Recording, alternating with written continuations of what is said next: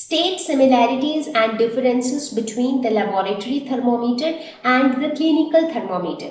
So if you talk about similarities, so both of them construction wise, they are made up of glass tube, they contain mercury, both of them are used to measure temperature. So these are some things which are common. You talk about differences, again lot of differences. In clinical thermometer, you only have provision to measure temperature between this range 35 to 42 degrees Celsius, whereas in laboratory thermometer you can measure a huge range of temperatures starting from -10 degrees Celsius to 110 degrees Celsius. Clinical thermometer is used to measure the body temperature, whereas the laboratory thermometer measures temperatures of many other objects. In clinical thermometer, we have a kink which is present, and due to that kink, the mercury level doesn't fall on its own, and we need to give physical jerks to the thermometer to bring the mercury level down. But that is not the case with laboratory thermometer. Here, as soon as you take the thermometer out of that particular object, the mercury levels falls down. So therefore, in this case, no jerks are needed, but at the same time, it cannot be used to measure the temperature of human body. Question number 2. Give 2 examples, each of conductors and insulators of heat.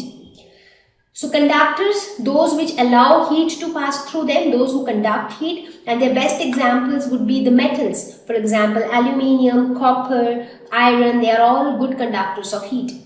If you talk about insulators, they do not allow heat and therefore they are not suitable for cooking purposes. Like plastic, wood, air, water, they are all poor conductors or insulators of heat. Question number 3. Fill in the blanks. The hotness of an object is measured by its, how do we determine how hot an object is? By its temperature. Temperature of boiling water cannot be measured by a dash thermometer. Which thermometer is used for measuring temperature of all other objects? Laboratory thermometer, yes. And which cannot measure temperature of boiling water? That is clinical thermometer, because this thermometer can only measure temperatures falling in the range of 35 degree to 42 degrees Celsius, and it can only measure the temperature of human body. That's it. Temperature is measured in degree, in which is the most commonly used scale of temperature. The most commonly used one is the degree Celsius.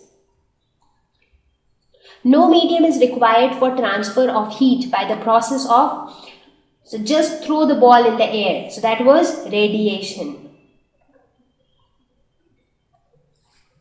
So I gave the example of the ball with boys with the ball.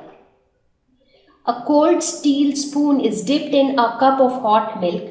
It transfers heat to its other end by the process of the same object. Heat is being transferred from one end to another. So in solids, how heat transfer takes place? By conduction.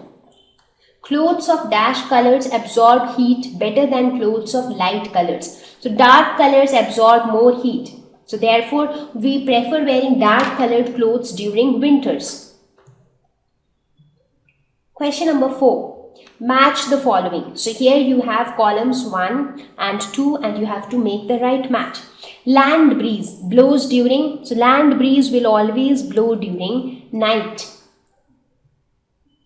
And sea breeze will flow during the day. Dark colored clothes, they absorb more heat, so they are going to keep you more warm. So you want to be warm during winters. So this is going to be winters. And light colored clothes should be worn during summers because they reflect most of the heat and a very small amount of heat gets absorbed. So your body remains cool. Thank you. Please visit www.examfear.com to watch more educational videos with a better experience. Please do not forget to like and subscribe to our YouTube channel for latest updates. Thank you once again.